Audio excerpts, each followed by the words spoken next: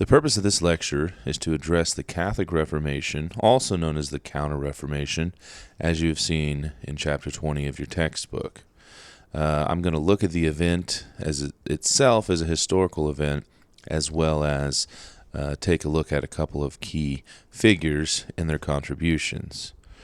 Now, as we saw in Chapter 19, the waning of the old order brought forth this Protestant criticism that came from Luther and the Anabaptists and the Anglican Church with Henry VIII in England. And as we move into this shift from, predominantly Catholic rule and religion to Protestant, Calvinist, Lutheran viewpoints, the Catholic Church wasn't silent in this time period. They had a reaction as well. But you can't, it wasn't only a response to the Protestant Reformation that the Catholic Church began to become more active and diligent. In fact, some of their reform had already began to be put into place. And so a major focus of the Catholic Reformation was more rigorous training of priests to avoid the abuses that had left the church open to Protestant criticism. Many view the Catholic Reformation as a response to Luther, and yes, perhaps some, but reformative measures, like I said, had already been deemed necessary well before Luther was even born. The Catholic Reformation was as much an answer to its own internal concerns as it was a response to outside protest. One of the most important events in the Catholic Reformation was the Council of Trent, which was 1545 to 1563. Trent brought accountability and greater organization throughout the Catholic Church. Stronger authority was given to the Pope, to bishops, and to priests. Theology and church practice were regulated, and the Mass was affirmed as the center of Catholic worship. Specific rules, called canons, for the Mass were organized and made universal for all Catholics. The Latin Vulgate was affirmed as the official translation of Scripture for the Catholic Church, and the Catholic Church schools for children were established, and renewed focus was placed upon missions.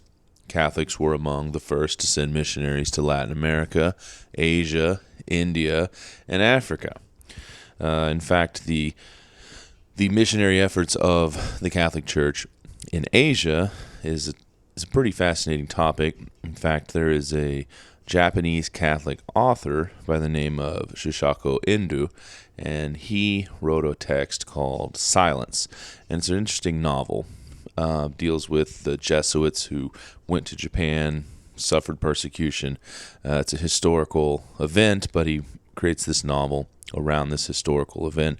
And in fact, Martin Scorsese right now is filming a movie based on that. So if you ever want to know more about the Catholic Reformation and their efforts of continuing missionary endeavors in Asia, particularly in this time period, there'll be a great movie coming out that kind of depicts that event. But the spiritual fervor of Catholic Reformation spawned numerous new religious orders, specifically like the one that I just mentioned, as the Society of Jesus, also known as the Jesuits. They were founded by the Basque nobleman Ignatius Loyola. Now, he lived from 1491 to 1556. Now, Loyola in 1534 came up with this Society of Jesus, the Jesuits, and this concept was ratified by the Pope in 1540. Now, this, Society of Jesus was kind of a bringing together of people who had a similar focus, Catholic focus, theology, but they weren't, necessarily the most prestigious of people. But so this handful of ragged companions that Ignatius had put together mushroomed into an international organization of some 13,000 members. Now, the Jesuits' success was matched only by the deep distrust they aroused in Catholic as well as Protestant circles. Jesuitical has its cognates in many European languages. Myths about the Jesuits were plentiful, but to be clear, they were not founded to serve necessarily as anti-Protestant shock troops, which is kind of the myth, that they were like a militia to combat the Protestant movement. And they did not take a special vow of loyalty to the Pope, which was one of the rumors. Rather, they take a pledge to go on mission anywhere in the world at the Pope's command.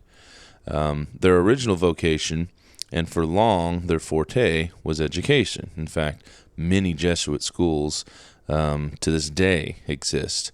Jesuit schools offered a free education to the poor, and places where there was much demand from social elites, including some Protestants, they would put these schools. But the Jesuits were soon drawn into the vanguard of campaign to recover space and souls from the Reformation. They were active preachers and confessors across Germany and Poland, and as missionaries in Sweden and the British Isles. The unique Jesuit ethos came from a marriage between traditional monastic structures and flexible activism. It also reflected the influence of a remarkable book known as Ignatius's Spiritual Exercises, which is basically a how-to manual of interiorized and imaginative prayer. The Jesuits' instinct was to reform society from the top down, starting with the elites of society.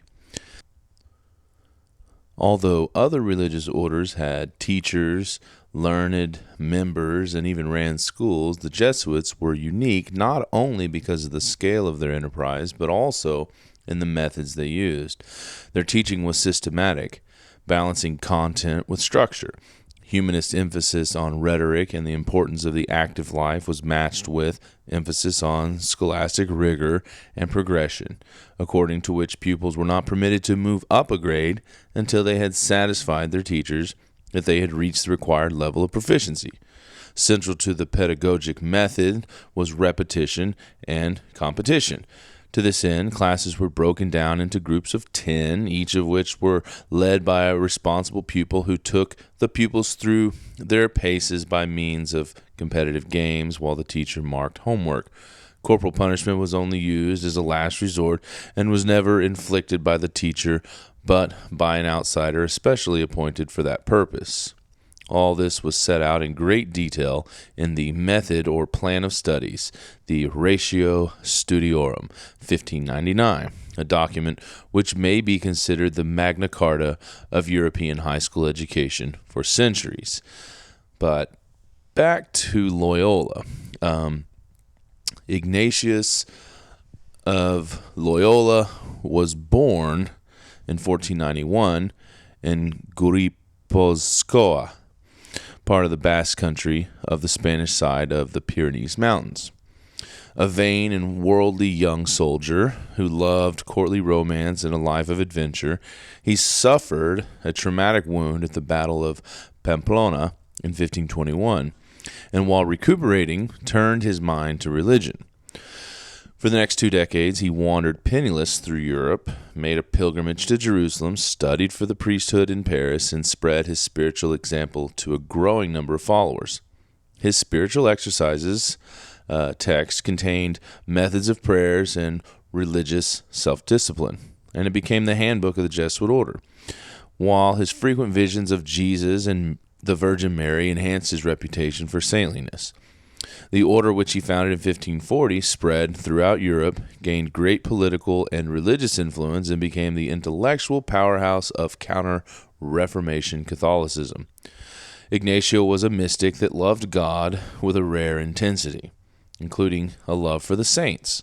He was not a renowned erudite like Augustine or Thomas Aquinas, nor a martyr like Peter or Paul, nor a grand writer like Teresa de Avila or Benito. Not quite, perhaps a personality very dear, such as St. Francis or Teresa de Lisieux.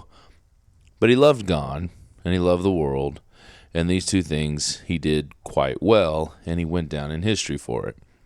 The Catholic Reformation saints are interesting because, like I said, in this time period, we had this emergence or resurgence, kind of a revival of Catholicism that was competing alongside the Protestant Reformation movement. But interestingly, there are 55 saints that were canonized by the Roman Catholic Church between the years 1588 and 1776. And pretty much they're known as the Catholic Reformation saints.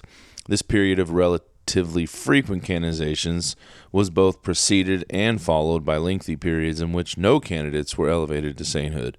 So there was something in this event, in this time period, that led to more saints being canonized. The figures canonized during these years reflect a distinctive conception of holiness inspired by the Catholic Reformation. Most of the Catholic Reformation saints represent the ideals and aspirations of a renewed and combative church energized by the Protestant challenge and the rapid expansion of Catholicism into the New World in Asia. The church recognized as holy those who were active in strengthening the Catholic community or in missionary enterprises. The church also canonized individuals who promoted and put into effect the decrees of the Council of Trent. Finally, despite some apprehension among church authorities, a number of mystics from Spain and Italy were also recognized as holy by the church. To look at a couple of these saints, two that are mentioned in your text as well, are St. John of the Cross and Teresa de Avila. So firstly, St. John of the Cross. Now, he was a Roman Catholic mystic, poet, and doctor of the church. From a childhood of poverty in the 16th century to a final illness that ate away at his body, John of the Cross underwent all manner of suffering with a patience born from compassion.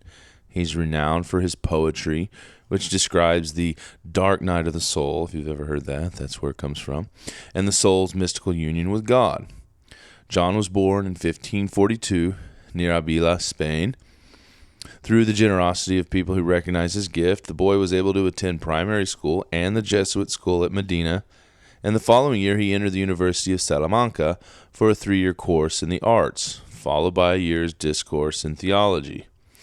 In September 1567, he met Teresa de Avila at Medina and agreed to join her discalced, or barefoot is actually what that means, Carmelite reform, which basically means they were a monastery and they didn't wear shoes. I mean, that's pretty much what it means. So, taking the reform vows on November 28, 1568. 3 years later, he went to the University of Alcalá de Henares, where he served as rector of the College of the Reform and directed the Carmelite nuns. From 1572 to 1577, he was a confessor to the convent of the Incarnation in Avila, during which time he and Teresa were in close spiritual dialogue. Now for a look at his works, his contributions, in a literary sense.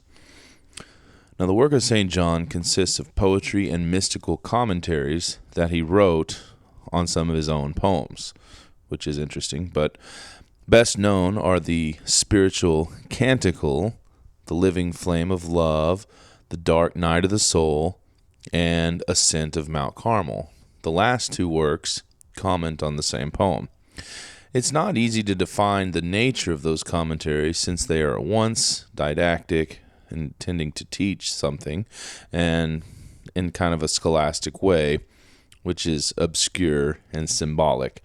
And I briefly brush with a little bit of an explanation of some of the scholastic philosophy in chapter 19, but realism and nominalism are those two ideas, and they're way abstract, and there's no really easy way to talk about it. But the traditional division of spiritual life into the three ways of purgation, illumination, and union provides the basic framework for all of John's treatises. Yet the order of succession appears clearly only in the spiritual canticle. Now, in the ascent of Mount Carmel and the dark night of the soul, the process of spiritual life is considered mainly from the purgative point of view. To reach the union of light, the soul must pass through the night of purification. Yet in this purifying night, John also includes the illumination of faith and even the union with God. The soul can be fully purified only in the highest mystical states. The three ways, then, must not be considered as definitive stages of rectilinear succession. The nature is cyclical, that is, they appear at each level of the mystical life. The ascent of Mount Carmel deals primarily with the early stages of spiritual life, the active purification and of the senses, which is in Book 1, and the spirit, intellect, memory, and will are in Books 2 and 3. The passive purgation is described in the dark night of the soul. Here also the purgation of the senses, Book 1, is distinguished from that of the spirit, which is Book 2. The union with God is treated explicitly in the spiritual canticle and the living flame of love. I know that was complicated. Just take it at face value. Aside from being the most important Christian mystical writer, John is one of the greatest poets in the Spanish language. His prose has been influential on the development of the literary language of his culture. Saint Teresa de Avila, she was born March 28, 1515, in Avila, Spain, and died October 4, 1582, in Alba, Spain. Saint Teresa Avila, the Spanish mystic, was born of an aristocratic family of Avila. In 1535, she entered a Carmelite convent there, and 4 years later was prostrated by a long illness, probably of psychological origin. However, she had already felt the call to contemplation, and about the age of 40, after a long struggle, she received a second conversion, which turned her toward an intense practice of contemplation.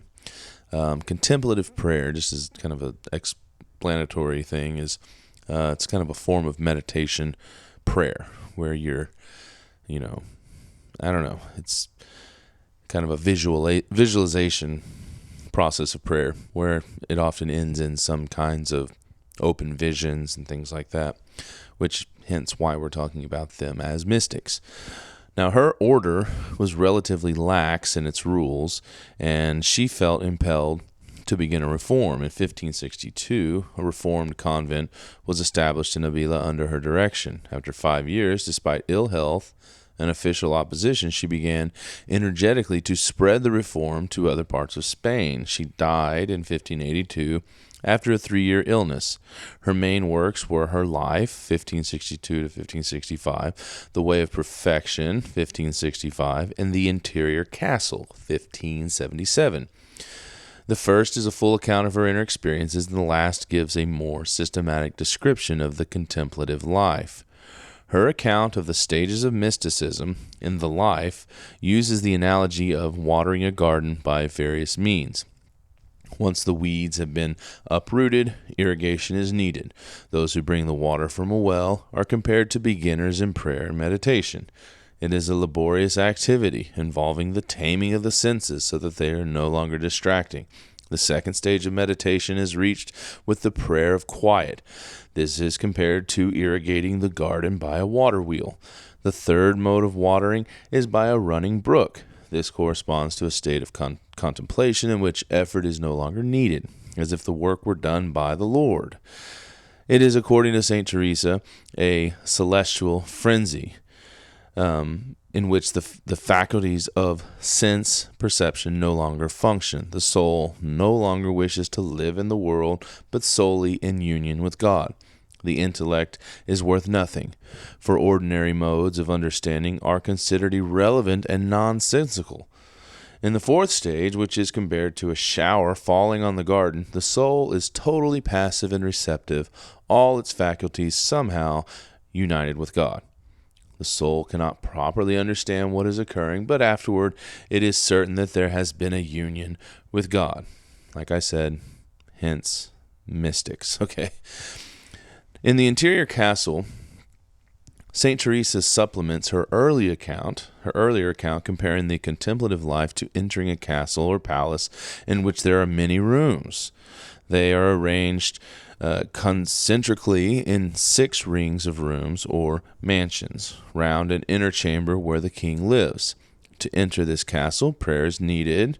Ordinary Christians can enter the first 3 mansions through humility, meditation, and exemplary conduct, and the attainment of the 3rd mansion represents the life achievement of many worthy Christians.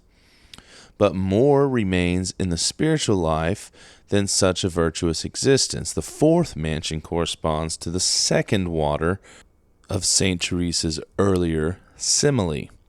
In the 5th, the soul seems to be asleep and unconscious both of the external world and of itself. Although such language is analogical, the contemplative is not literally asleep.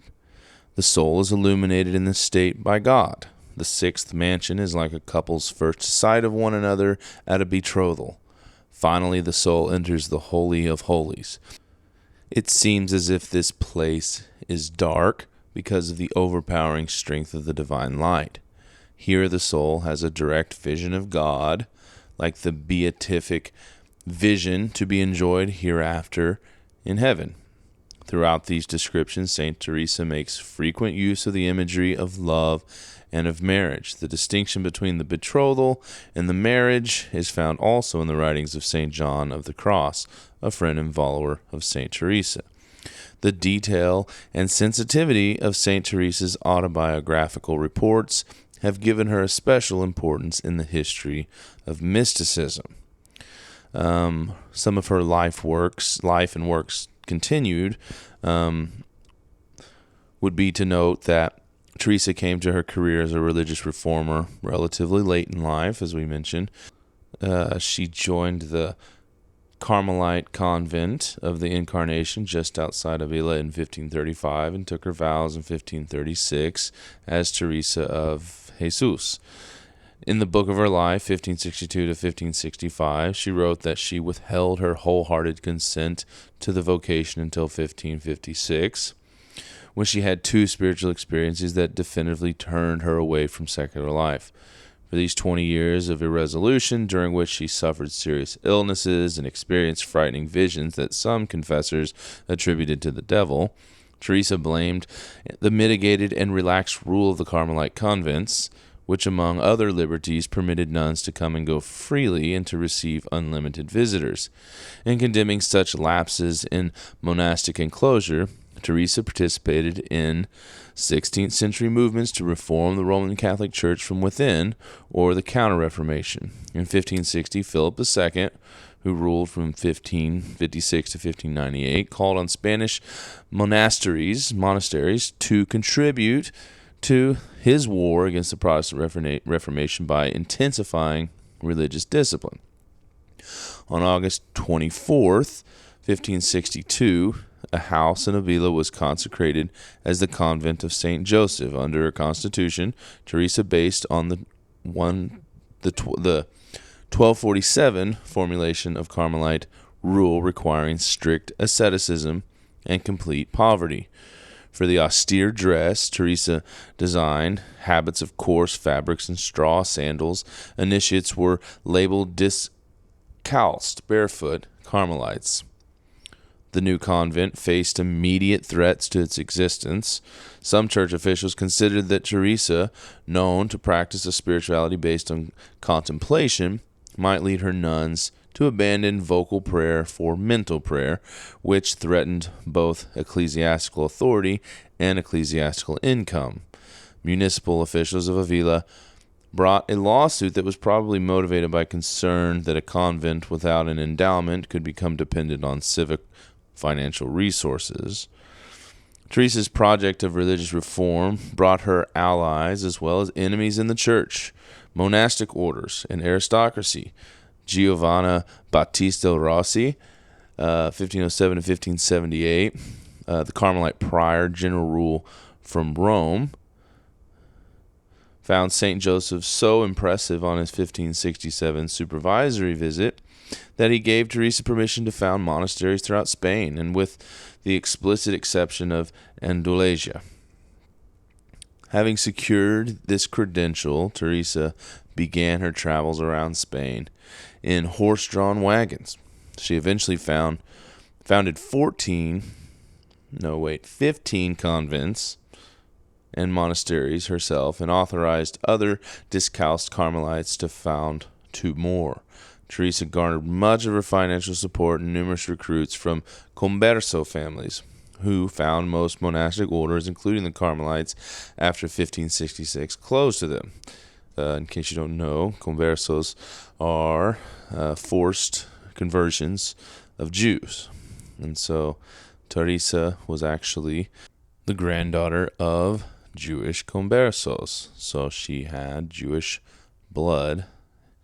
Around 1562, Teresa began writing prolifically, both at the command of confessors and for her own purposes.